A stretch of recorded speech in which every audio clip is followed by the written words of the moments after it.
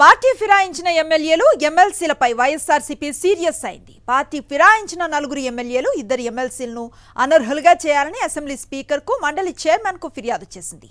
ఎమ్మెల్యేలు ఉండవల్లి శ్రీదేవి, ఆనం రామనారాయణ రెడ్డి, కోటంరెడ్డి శ్రీధర్ రెడ్డి, మేకపాటి చంద్రశేఖర్ రెడ్డి, ఎమ్మెల్సీలు వంశీకృష్ణ, సి రామచంద్రయ్యపై అనర్హత వేటు వేయాలని ఫిర్యాదు చేసింది. పార్టీ తరఫున మండలి కార్యదర్శికి ఎమ్మెల్సీలు మేరుగ మురళి, లేళ్ల అప్పిరెడ్డి ఫిర్యాదు చేశారు.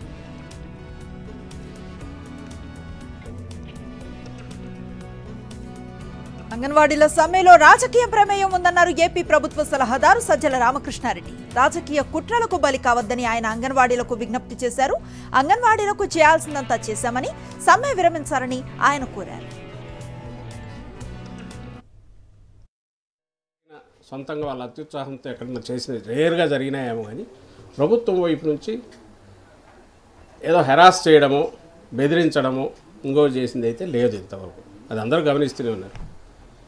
ఇదే గతంలో చంద్రబాబు నాయుడు గారు ప్రభుత్వంలో ఉన్నప్పుడు ఏం జరిగిందో అందరికి గుర్తుంది.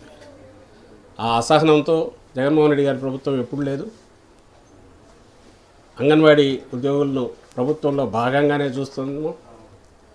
ప్రభుత్వం ఏదైతే చాలా ప్రెస్టీజియస్ దీని కింద పెట్టుకుందో, పేద కుటుంబాలకు, పేద మహిళలకు, గర్భిణులకు, బాలింతలకు, పిల్లలకు ప్రీ స్కూల్ యాక్టివిటీ దానికి సంబంధించిన దాంట్లో కీలక పాత్ర పోషించే ఉద్యోగులుగా పరిగణిస్తున్నాం. దానికి తగిన ఏర్పాట్లు కూడా జరిగింది, అందరూ గమనించారు. ఈ ఒక్కటి చేయలేనిది ఎందుకు చేయలేమో కూడా చెప్పాం. భవిష్యత్తులో దాని గురించి ఆలోచిస్తాం, దయచేసి విరమించమని చెప్పాం. తర్వాత ఇప్పుడు కూడా మళ్ళీ అదే చెప్తున్నాం. కానీ ఈరోజు చూసిన మెసేజీల్లో చూస్తే జైలుకైనా పోతాం, ఇంకా ఏదైనా చేస్తాం, కానీ దీన్ని అయితే మనం కొనసాగించాలి అని చెప్పడం. దీని వెనుక మనకు జాతీయ పార్టీల మద్దతు ఉంది, వేరే రాజకీయ పార్టీలు కూడా మద్దతు ఇస్తున్నాయి, వాటి బరి కావాల్సిన లేదనడం. అలాగే లాయర్లు కూడా వచ్చారు, లీగల్ కూడా ఫైట్ చేస్తామనడం. ఇవి ఇవి ఇవి ఎక్కడికి తీసుకుపోవు. ఇంకా సమస్యను ప్రెసిపిటేట్ చేసి మీకు ఏదైతే ధీమా ఉందో దానివల్ల వీళ్ళు ఏదైతే ఇచ్చారో దాని మీద వాళ్ళు చేయగలిగింది కూడా ఏమీ లేదు. ప్రత్యామ్నాయ ఏర్పాట్లు అయితే జరుగుతాయి, జరక్క తప్ప. పక్క రాష్ట్రాల సీఎంల అపాయింట్మెంట్ తనకు అవసరం లేదన్నారు కొడాలి నాని. రేవంత్ రెడ్డి గెలిచినప్పుడు సీఎం వైఎస్ జగన్ ట్వీట్ చేశారని తెలిపారు. పక్క రాష్ట్రంలో ఎన్నికలతో తమకు సంబంధం లేదన్నారు.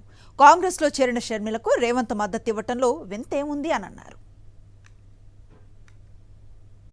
అంటే రేవంత్ రెడ్డి గారు మేము కాంగ్రెస్ పార్టీనే ఆయన గెలిపిస్తాక మేము అక్కడ కూర్చొని పనిచేయటానికి కాదు, కాంగ్రెస్ పార్టీని గెలిపిస్తాకి మేము అది జగన్మోహన్ రెడ్డి గారు మేము కాంగ్రెస్ పార్టీనా?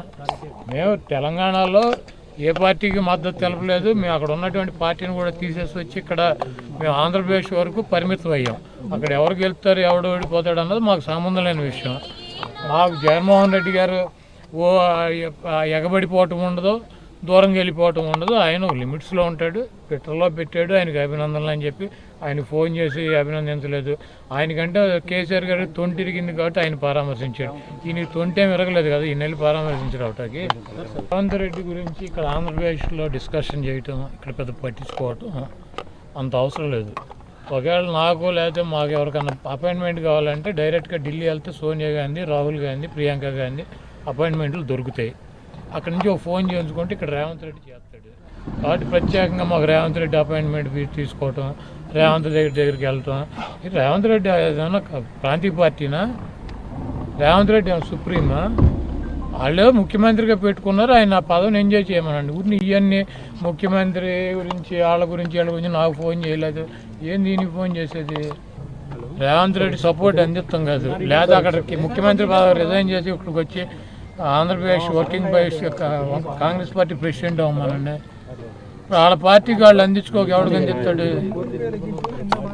ఆయన చంద్రబాబు నాయుడిని గెలిపించాలంటే షర్మిలా గారికి అందించాల్సిందే కదా, తప్పదు కదా.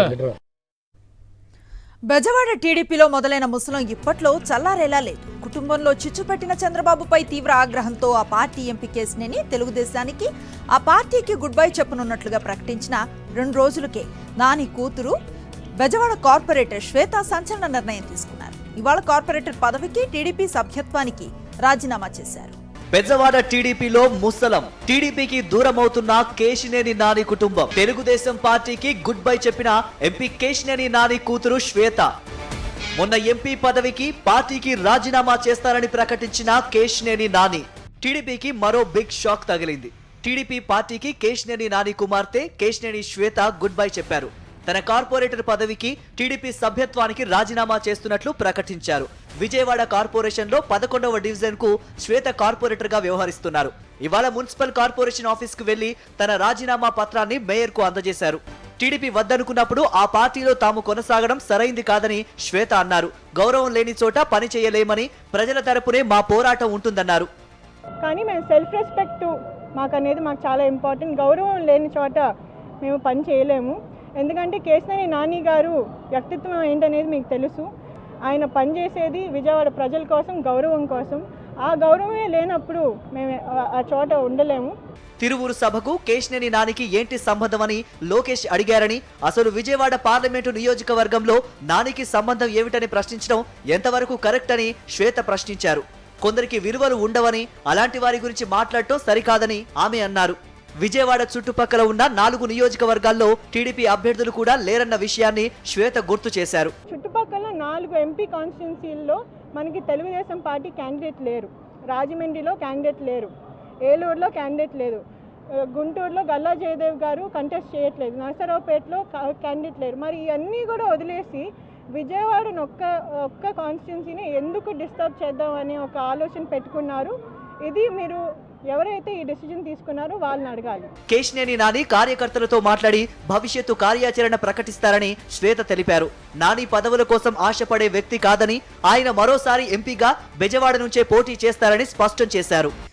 ఎస్సీ, ఎస్టీ, బీసీ మైనారిటీలకు ఇంతటి ప్రాధాన్యతనిచ్చిన ముఖ్యమంత్రి జగన్ లాంటి నేత మరొకరు లేరని వైఎస్ఆర్ కడప జిల్లా బద్వేల్లో జరిగిన సామాజిక సాధికార బస్సు యాత్ర బహిరంగ సభలో వైఎస్ఆర్సీపీ నేతలు అన్నారు. ప్రతి ఒక్కరిలోనూ ఆత్మవిశ్వాసాన్ని నింపిన నేత సీఎం జగన్ అని నేతలు కొనియాడారు. సీఎం జగన్ చేపట్టిన సంక్షేమ పథకాలు చరిత్రలోనే నిలిచిపోతాయన్నారు. బీసీ, ఎస్సీ, ఎస్టీ మైనారిటీలకు ఇంతటి గొప్ప ప్రాధాన్యత ఇచ్చిన పార్టీ ఏదన్నా ఉంది, ప్రభుత్వం ఏదన్నా ఉంది అంటే మనం గత 75 సంవత్సరాలుగా స్వతంత్రం వచ్చినప్పటి నుంచి కూడా ఒక్కసారి ఆలోచిస్తే మన జగనన్న తీసుకున్న ఇటువంటి నిర్ణయం, ఇటువంటి గౌరవం మనకి ఎప్పుడు కూడా రాలేదు. ఈరోజు ప్రతి సామాజిక వర్గంలో ప్రతి ఒక్కరికి కూడా ఒక ఆత్మవిశ్వాసాన్ని నింపేందుకు జగనన్న ప్రతి కులంలో కూడా ప్రతి ఒక్కరికి కూడా వాళ్ళకి రాజకీయ అధికారాన్ని ఇస్తూ వెళ్లారు. టీడీపీ నాయకులు తనను రాజకీయంగా ఎదుర్కోలేక భారీ కుట్ర చేస్తున్నారని ప్రొద్దుటూరు ఎమ్మెల్యే రాచమల్లు శివప్రసాద్ రెడ్డి ఆరోపించారు.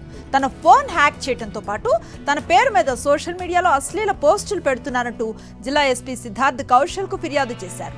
ఇక తన ఫోన్ను హ్యాక్ చేయడానికి ఆస్ట్రేలియాకు చెందిన హ్యాకర్స్ కు 50 లక్షల రూపాయలు ఇచ్చినట్లుగా తెలిసిందన్నారు రాచమల్లు శివప్రసాద్ రెడ్డి.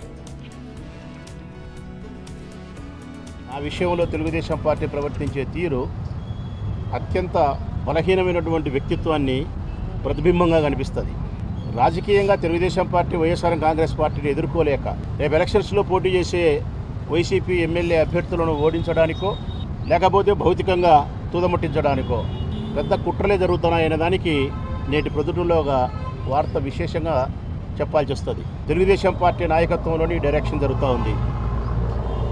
ఒక 20 రోజుల కిందట నా ఫోన్ను హ్యాక్ చేయమని చెప్పి ఆస్ట్రేలియాలో ఉండే హ్యాక్ చేసే ఒక సంస్థకు 50 లక్షల రూపాయల డీల్ కుదుర్చుకున్నారు.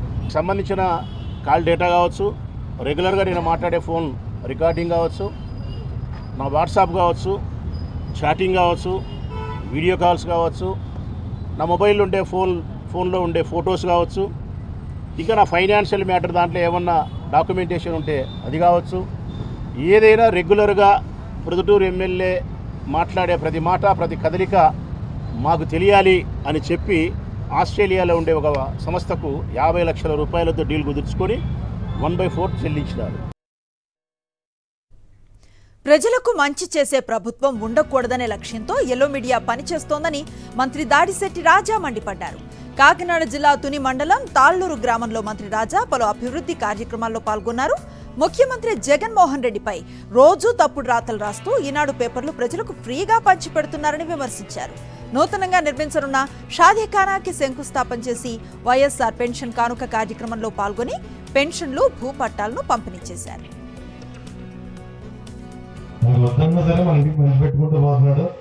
అందులో రోజు జగన్ గారి మీద ఏదో ఒక విషయం, రోజు తెలిసిన వాళ్ళు మనం చూసినాం నిజమేనేమో అనిపించే విధంగా తప్పుడు రాతలు, తప్పుడు కోతలు. ఎందుకంటే అతనిది పెత్తందారీ మనస్తత్వం. పేదలకి మంచి చేసే ప్రభుత్వం అధికారంలో ఉండకూడదు. ఏ పరిస్థితుల్లోనూ పేదలకు మంచి చేస్తున్నాడు కాబట్టి జగన్మోహన్ రెడ్డి గారు ముఖ్యమంత్రిగా ఉండకూడదు అన్న ఉద్దేశంతో పేపర్లో బురద జల్లడం, రోజు బురద జల్లమే జగన్ గారి మీద. తప్పుడు మనుషులు, తప్పుడు దారి వాళ్ళది. మనం చూసాం జగన్ గారు చేసి మంచి పనులు. ఈ మంచి పనులు చూసి తర్వాత కూడా మనం జగన్ గారిని మనం గుండెల్లో పెట్టుకుని ఆయన మళ్ళీ మనం గెలిపించుకోకపోతే ఇలా మంచి పనులు చేసేవారు ఎవరు కూడా దొరకరు. ఆర్జీవీపై అనుచిత వ్యాఖ్యల కేసులో టీడీపీ నేత కొలికపూడి శ్రీనివాసరావు, టీవీ5 యాంకర్ సాంబశివరావులను సిఐడి అధికారులు విచారించారు. నోటీసుల నేపథ్యంలో మంగళగిరిలో సిఐడి కార్యాలయానికి వీరిద్దరూ విచారణకు హాజరయ్యారు. 6 గంటల పాటు సిఐడి అధికారులు వీరిని విచారించారు. ఈ నెల 12న మరోసారి విచారణకు హాజరు కావాలని నోటీసులు ఇచ్చారు.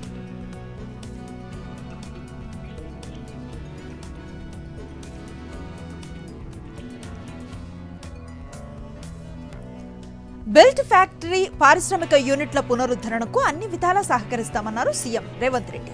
ములుగు జిల్లా మంగపేటలోని కమలాపురం పేపర్ ఫ్యాక్టరీ 2014లో కొన్ని కారణాల వల్ల మూతపడిన మిల్లును పునరుద్ధరించే అంశంపై సీఎం రేవంత్ రెడ్డి హైదరాబాద్లో ఉన్నతాధికారులతో కలిసి సమీక్షించారు.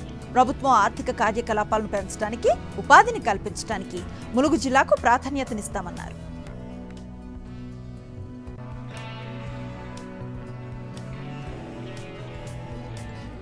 తెలంగాణ ప్రజాపాలన హామీల అమలు కోసం కేబినెట్ సబ్ కమిటీ ఏర్పాటు చేసింది ప్రభుత్వం. Deputy CM Bhatti Vikramarka chairman గా, మంత్రులు శ్రీధర్ బాబు, పొంగులేటి సభ్యులుగా సబ్ కమిటీ పనిచేయనుంది. దరఖాస్తులను పరిశీలించి నిజమైన లబ్ధిదారులను ఎంపిక చేస్తామన్నారు మంత్రి పొంగులేటి శ్రీనివాసరెడ్డి. మొత్తం 1,05,00,000 అభయ హస్తం దరఖాస్తులు వచ్చాయని తెలిపారు. ఈరోజు ముఖ్యమంత్రి గారు, కేబినెట్ మంత్రులైన మేమందరం కూడా ఇన్డెప్త్ గా స్టడీ చేయడం జరిగింది. దీంట్లో ఈ ప్రజా పాలనకు వచ్చిన అప్లికేషన్ల కోసమని కేబినెట్ సబ్ కమిటీని కూడా ఈరోజు ప్రకటించుకోవటం జరిగింది. ఈ కేబినెట్ సబ్ కమిటీకి చైర్మన్ గా ఉప ముఖ్యమంత్రి గారు బట్టి విక్రమార్క గారు ఉంటారు. దాంట్లో IT and industry minister Sridhar Babu గారు, నేను, అంటే మేము housing and revenue and I and PR మంత్రిగా నేను, మేమిద్దరం దాంట్లో సభ్యులుగా, ముఖ్యులైన అధికారులు కూడా దాంట్లో సభ్యులుగా ఈ కమిటీలో ఉంటారు. ఈ కమిటీ యొక్క విధి విధానాలేంటి, ఈ కమిటీ ఎలా ఈ 6 పథకాలు ప్రజలకు చేర్చే దాంట్లో ఈ వచ్చిన అప్లికేషన్లో జెన్యూనిటీని పరిశీలించి అర్హులైన వారు ఎవ్వరిని కూడా మిస్ కాకుండా ఉండే విధంగా డేటాని పూర్తిగా సేకరించిన దాన్ని కంప్యూటర్లో భద్రపరిచి దానిని అర్హులైన వారికి పథకాలని ఇచ్చే ప్రణాళిక ఈ కమిటీ తీసుకొని ఈ కమిటీలో చర్చించిన తర్వాత కేబినెట్ లో దాన్ని ఎమ్మటే ఇంప్లిమెంటేషన్ చేసే కార్యక్రమాన్ని కూడా చేపట్టబోతున్నాం. నిజామాబాద్ ఎంపీ సీటు ఈసారి బీఆర్ఎస్ దే అన్నారు బీఆర్ఎస్ వర్కింగ్ ప్రెసిడెంట్, మాజీ మంత్రి కేటీఆర్. హైదరాబాద్ తెలంగాణ భవన్ లో బీఆర్ఎస్ నిజామాబాద్ పార్లమెంట్ సన్నాహక సమావేశం జరిగింది. నిజామాబాద్ పార్లమెంట్ సెగ్మెంట్ లో బీఆర్ఎస్ కు అత్యధిక ఓట్లు వచ్చాయన్నారు కేటీఆర్. ఈసారి త్రిముఖ పోరు జరగనుందన్నారు. నిజామాబాద్ జిల్లా పార్టీలో కొన్ని మార్పులు చేర్పులు కార్యకర్తలు కోరుతున్నారని, వారి కోరిక మేరకు నిర్ణయం తీసుకుంటామన్నారు. ఆదిలాబాద్ సమస్యలపై సీఎం రేవంత్ తో చర్చించామన్నారు మంత్రి సీతక్క. ఈ నెల 26 తర్వాత ఆదిలాబాద్ లో సీఎం పర్యటన ఉంటుందన్నారు. పార్టీని నమ్ముకొని పనిచేస్తున్న నేతలకు ఇవ్వాల్సిన ప్రాధాన్యతపై చర్చించామన్నారు. నిధుల కేటాయింపులు, అభివృద్ధిపై చర్చ జరిగిందన్నారు. జిల్లా అంటే మరి వెనుకబడి అనేక రకాలుగా ఇబ్బందులు ఉన్నటువంటి ప్రాంతం. ఆ ప్రాంతం మీద, వెనుకబడ్డ ప్రాంతం మీద రేవంత్ రెడ్డి గారికి, సీఎం గారికి ప్రత్యేకమైనటువంటి అభిమానం కూడా ఉంది. అదేవిధంగా ఒక ప్రేమ ఉంది, ఆ ప్రాంతాన్ని అభివృద్ధి చేయాలన్నటువంటి తపన ఉంది. ఈ క్రమంలో మరి అక్కడ ఉన్నటువంటి నాయకులతో ఆయా ప్రాంతాల యొక్క ఇబ్బందులను కూడా తెలుసుకోవడం జరిగింది. కాళేశ్వరం ప్రాజెక్టులో జరిగిన అవినీతిపై న్యాయ విచారణను అడ్డుకునేందుకు బీజేపీ, బీఆర్ఎస్ అడ్డుపడుతున్నాయని ఆరోపించారు కాంగ్రెస్ ఎమ్మెల్సీ జీవన్ రెడ్డి. కేసీఆర్ అవినీతిని మరుగున పెట్టేందుకే సీబీఐ విచారణ కావాలని బీజేపీ నేతలు కోరుతున్నారన్నారు. ఈఎన్సీ మురళీధరను తొలగిస్తేనే నిజాలు బయటకు వస్తాయని ప్రభుత్వాన్ని కోరారు. ఆ తెలంగాణ రాష్ట్ర సమితిని, తెలంగాణ పదాన్ని తొలగింపు చేసి భారత రాష్ట్ర సమితిగా నువ్వు ఏనాడైతే రాజకీయ పార్టీ దాన్ని మార్పు చేయడం జరిగిందో ఆనాడే మీరు మీ అంతిమ యాత్రకు మీరు ఆరంభం చేయడం జరిగిందని చెప్పక తప్పదని చెప్పంటున్నాను. వీళ్ళు ఏ విధంగా ఈ కాళేశ్వరం ప్రాజెక్టు న్యాయ విచారణను అడ్డుకోవాలని తలంపుతోని వాళ్ళ పరోక్ష మిత్రపక్షమైనటువంటి ఒక భారతీయ జనతా పార్టీని రంగంలోకి దించి న్యాయ విచారణ కాదు మాకు సిబిఐ కావాలంటారా? పార్లమెంట్ నియోజకవర్గాల ఇన్ఛార్జీలను బీజేపీ ప్రకటించింది. హైదరాబాద్ ఇన్ఛార్జిగా రాజా సింగ్, సికింద్రాబాద్ పార్లమెంట్ ఇన్ఛార్జిగా లక్ష్మణ్, చేవెళ్ల ఇన్ఛార్జిగా ఎమ్మెల్సీ వెంకటనారాయణ రెడ్డి, మల్కాజ్గిరి ఇన్ఛార్జిగా పైడి రాకేష్ రెడ్డి, ఆదిలాబాద్ ఇన్ఛార్జిగా పాయల్ శంకర్, పెద్దపల్లి పార్లమెంట్ పొలిటికల్ ఇన్ఛార్జిగా రామారావు పటేల్, కరీంనగర్ సూర్యనారాయణ, నిజామాబాద్ మహేశ్వర్ రెడ్డి, జహీరాబాద్ వెంకటరమణారెడ్డి, మెదక్ పాల్వాయ్ హరీష్, మహబూబ్ నగర్ రామచంద్రరావు, నాగర్ కర్నూల్ మాగం రంగారెడ్డి, నల్గొండ చింతల రామచంద్రారెడ్డి, భువనగిరి ఎన్వీఎస్ఎస్ ప్రభాకర్, వరంగల్ మరి శశిధర్ రెడ్డి, మహబూబాబాద్ గరికపాటి మోహన్ రావు, ఖమ్మం పొంగులేటి సుధాకర్ రెడ్డిలను బీజేపీ అధిష్టానం నియమించింది. ప్రస్తుత గత రాష్ట్ర ప్రభుత్వాలపై బీజేపీ జాతీయ ప్రధాన కార్యదర్శి బండి సంజయ్ కీలక వ్యాఖ్యలు చేశారు. తెలంగాణ రాష్ట్రం అప్పుల పాలైందని తెలిసి కాంగ్రెస్ 6 గ్యారంటీలు ఎలా ఇచ్చిందో చెప్పాలన్నారు బండి సంజయ్. రాష్ట్ర అప్పులను 6 గ్యారంటీలను ఎలా నెరవేరుస్తుందో ప్రభుత్వం చెప్పాలన్నారు. ప్లాన్ ప్రకారం ఇప్పుడు తెలంగాణ రాష్ట్రం అప్పుల పాలైందని చెప్పి కాంగ్రెస్ పార్టీ ఎన్నికల సందర్భంగా ప్రచారం చేసింది. భారతీయ జనతా పార్టీ కూడా ఎన్నికలప్పుడు టీఆర్ఎస్ పార్టీ ప్రభుత్వం, బీఆర్ఎస్ పార్టీ మూర్ఖత్వ ప్రభుత్వం కేసీఆర్ నేతృత్వంలో తెలంగాణ రాష్ట్రాన్ని అప్పుల పాలు చేసిందని చెప్పి మేము కూడా ప్రచారం చేస్తాం. ప్రజలకు కూడా వాస్తవాలు తెలిసి ఒక్కొక్కరి పేరు మీద 1,60,000 అప్పు చేసిన విషయం ప్రజలు కూడా తెలుసుకున్నారు. మరి కాంగ్రెస్ పార్టీ ప్లాన్ ఏంది? ఇప్పుడు తెలంగాణ రాష్ట్రం అప్పుల పాలైందనే విషయం వాస్తవం. మీరు చెప్పారు, మేము చెప్పినాం, ప్రజలు కూడా నమ్మిర్రు. తెలంగాణ రాష్ట్రంలో అప్పులను ఏ విధంగా తీరుస్తారు? 6 లక్షల కోట్ల అప్పు చేసింది, 6 లక్షల కోట్ల అప్పు చేసింది అని చెప్పి టైంపాస్ చేస్తూ కాలం వెలుగుచ్చే ప్రయత్నం ఒక ప్లాన్ కాంగ్రెస్ పార్టీ చేస్తున్నది. దానిలో ఎంత పెద్దోళ్ళైనా గుంజుకారండి బయటికి. నల్గొండ మున్సిపాలిటీలో అవిశ్వాస తీర్మానానికి తెరపడింది. మున్సిపాలిటీలో అవిశ్వాస తీర్మానంలో కాంగ్రెస్ నెగ్గింది. కాంగ్రెస్ కు మద్దతుగా 41 మంది కౌన్సిలర్లు నిలవగా బీఆర్ఎస్ కు 5 కౌన్సిలర్లు మద్దతు తెలిపారు. దీంతో నల్గొండ మున్సిపాలిటీని బీఆర్ఎస్ కోల్పోయింది. నల్గొండ మున్సిపాలిటీలో అవిశ్వాస తీర్మానానికి తెరపడింది. మున్సిపాలిటీలో అవిశ్వాస తీర్మానంలో కాంగ్రెస్ నెగ్గింది. కాంగ్రెస్ కు మద్దతుగా 41 మంది కౌన్సిలర్లు నిలవగా బీఆర్ఎస్ కు 5 కౌన్సిలర్లు మద్దతు తెలిపారు. దీంతో నల్గొండ మున్సిపాలిటీని బీఆర్ఎస్ కోల్పోయినట్లయింది.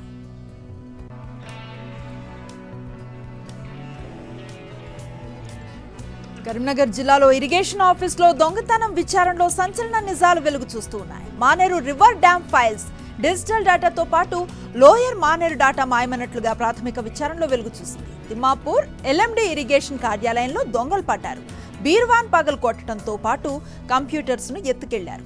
మానేరు రివర్ డ్యామ్ కు సంబంధించిన 410 కోట్ల రూపాయల పనుల వివరాల డేటాను మాయం చేసినట్లుగా అనుమానిస్తున్నారు పోలీసులు. సాహితీ ఇన్ఫ్రా మోసం కేసులో పోలీసుల దర్యాప్తు కొనసాగుతోంది. బాధితులకు న్యాయం చేస్తామన్నారు సిసిఎస్ జాయింట్ సిపి ఏవి రంగనాథ్. 1800 కోట్ల మోసం జరిగిందని స్పెషల్ టీమ్స్ ద్వారా కేసు దర్యాప్తు కొనసాగుతుందన్నారు. ఇతర రాష్ట్రాల్లో ఉన్న ఆస్తులను అటాచ్ చేస్తామన్నారు జాయింట్ సిపి. బాధితులు సిసిఎస్ లో ఫిర్యాదు చేయవచ్చని, రాష్ట్ర వ్యాప్తంగా ఉన్న కేసులను సిసిఎస్ కు బదిలీ చేసేలా చూస్తామన్నారు. అగ్రిగోల్డ్ ఆస్తుల్లాగే హైకోర్టు ఆదేశాలతో సాహితీ ఆస్తులమ్మి బాధితులకు న్యాయం చేస్తామన్నారు జాయింట్ సిపి రంగనాథ్. కేసెస్ అంతా కూడా మేము మొత్తం డీటెయిల్గా ఇన్వెస్టిగేట్ చేస్తాము. దీనికి స్పెషల్ టీమ్స్ కూడా పెట్టి మొత్తం బాధితులకి న్యాయం చేసేటట్టు విధంగా చట్టపరంగా అంటే ఇవన్నిటిని కూడా ప్రాపర్గా ఈడీ వాళ్ళు కూడా దీని మీద కొంత ప్రాపర్టీస్ అటాచ్ చేశారు. ఆల్రెడీ మేము కూడా పోలీసు కూడా ఇక్కడ సిసిఎస్ నుంచి కూడా మేము కూడా అటాచ్ చేయడం జరిగింది. సో మేము ఈడీ వాళ్ళతో కూడా సమన్వయం చేసుకుంటూ ఇంకా ఇతర ఏజెన్సీస్ ఎవరవుతున్నారో అందరినీ కూడా సమన్వయం చేసుకుంటూ చట్ట ప్రక్రియని జాగ్రత్తగా వాడుకుంటూ మేము చట్ట పరిధిలో ఈ అంతా కూడా ఈ ప్రాసెస్ని అంతా కూడా కంప్లీట్ చేస్తామని చెప్పి కూడా ఆ బాధితులందరూ కూడా వారికి భరోసా ఇవ్వడం జరిగింది. ఏ సమాచారం ఉన్నా కానీ కూడా ఇంకా మాకు దీని గురించి ఈ కేసు గురించి కానీ ఇంకా ఇతరులు దీంట్లో ఇన్వాల్వ్ అయిన వాళ్ళ గురించి కానీ ఏది ఉన్నా కానీ కూడా మాకు వచ్చి మీరు కాన్ఫిడెన్షియల్గా కలిసి మాకు షేర్ చేయొచ్చు అని కూడా మేము చెప్పడం కూడా. అక్రమ మైనింగ్ కేసులో హర్యానా మాజీ ఎమ్మెల్యే దిల్బాగ్ సింగ్ ఆయన సహాయకుడు కుల్విందర్ సింగ్లను ఎన్ఫోర్స్మెంట్ డైరెక్టరేట్ అరెస్టు చేసింది. ఇండియన్ నేషనల్ లోక్ దళ్ కి చెందిన దిల్బాగ్ సింగ్ సోనిపట్లోని కాంగ్రెస్ ఎమ్మెల్యే సురేందర్ పన్వార్ కు చెందిన ఇళ్లు కార్యాలయాలపై జనవరి 4 నుంచి ఈడీ దాడులు నిర్వహించింది. దిల్బాగ్ సింగ్ ఆయన సహచరుల దగ్గర ఉన్న విదేశీ ఆయుధాలు 300 కార్ట్రిడ్జ్లు, 100కు పైగా మద్యం సీసాలు, 5 కోట్ల విలువైన నగదు, సుమారు 5 కిలోల ఆభరణాలను ఈడీ స్వాధీనం చేసుకుంది. ఢిల్లీ లిక్కర్ స్కామ్ లో జైలు శిక్షణ అనుభవిస్తున్న ఆప్ ఎంపీ సంజయ్ సింగ్ రాజ్యసభకు నామినేషన్ దాఖలు చేశారు. జైలు నుంచి ప్రత్యేక పోలీస్ వాహనంలో వచ్చిన ఆయన సివిల్ లైన్స్ లో ఉన్న ఆఫీసులో రిటర్నింగ్ అధికారికి నామినేషన్ పత్రాలను అందజేశారు. పోలీస్ వాహనంలో వచ్చిన ఎంపీ సంజయ్ సింగ్ వీడియోను ఆప్ తన సోషల్ మీడియాలో పోస్ట్ చేసింది. ఈ వీడియోకు సాంగ్ ను కూడా జోడించింది. తమిళనాడును మరోసారి భారీ వర్షాలు ముంచెత్తాయి. నాగపట్నంలో ఏకంగా 16.7 సెంటీమీటర్స్ వర్షపాతం నమోదైంది. కడలూరు, కోయంబత్తూర్, తంజావూర్, కన్యాకుమారి సహా 18 జిల్లాల్లో భారీ వర్షపాతం నమోదైంది. దీంతో చాలా ప్రాంతాలు నీట మునిగాయి. ఇక చెన్నైలో రోడ్లన్నీ సముద్రాన్ని తలపిస్తున్నాయి. ఈ నేపథ్యంలో అధికారులు స్కూళ్లు, కాలేజీలకు సెలవులు ప్రకటించారు. పుదుచ్చేరిలో కూడా భారీ వర్షాలు పడుతున్నాయి. ఇక అయోధ్య సోలార్ సిటీగా మారబోతోంది. శ్రీరాముడు సూర్య వంశానికి చెందిన చక్రవర్తి కాబట్టి అయోధ్యలో సోలార్ లైట్లు ఏర్పాటు చేస్తున్నామని మున్సిపల్ కమిషనర్ విశాల్ సింగ్ స్పష్టం చేశారు. ఇందుకోసం 43.3 మెగావాట్ల సోలార్ పవర్ ప్లాంట్ నిర్మాణం జరుగుతోందన్నారు. ఇప్పటికే అయోధ్యలోని వీధులు, పలు పార్కుల్లో సోలార్ లైట్లను ఏర్పాటు చేసినట్లుగా మున్సిపల్ కమిషనర్ తెలిపారు. 800 సోలార్ స్ట్రీట్ లైట్లు, 410 మినీ స్మార్ట్ స్ట్రీట్ లైట్స్ ని ఏర్పాటు చేశారు.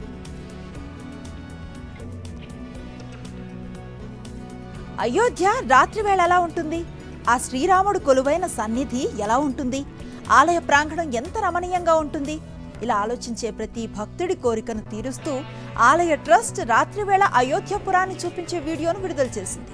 ఈ నెల 22న ప్రాణ ప్రతిష్ఠ ఉండటంతో పనులు శరవేగంగా జరుగుతున్నాయి. విద్యుత్ దీపాలతో దేదీప్యమానంగా ఇటు రామాలయం, అటు అయోధ్య వెలిగిపోతున్నాయి.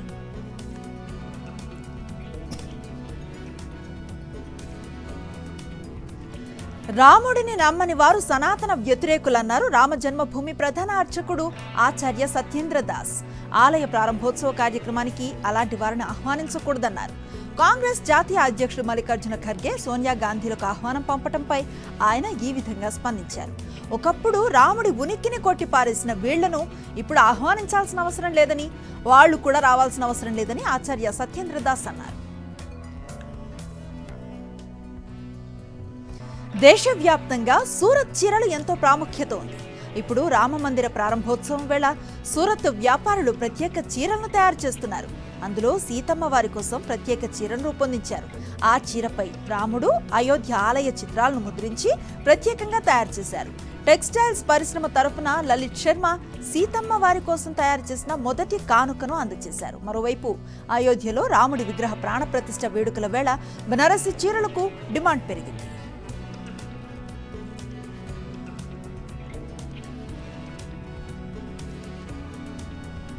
నాసా దాదాపు 50 ఏళ్ల విరామం తర్వాత జాబిల్లిపైకి మరో ల్యాండర్ను పంపింది.